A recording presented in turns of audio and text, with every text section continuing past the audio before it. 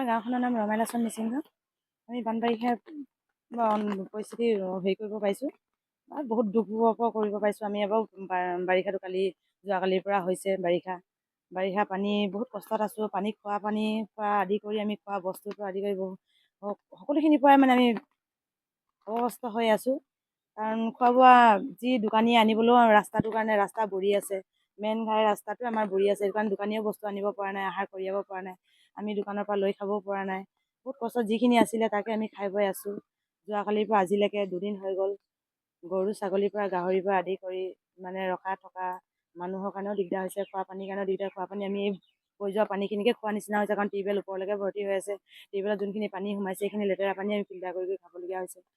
আৰু এতিয়ালৈকে আমাৰ কোনো সা সুবিধা পোৱা নাই, এতিয়ালৈকে অহা নাই। আমাৰ প্ৰশাসনে কোনো খবৰ ল'বলৈ অহা নাই। আমাক আহি কিনে এপাক খবৰ লৈ যোৱা হ'লে ভাল লাগিছিলে, কাৰণ আমি সিহঁতকে আশা কৰিছোঁ। এতিয়ানো কাক আশা কৰিম?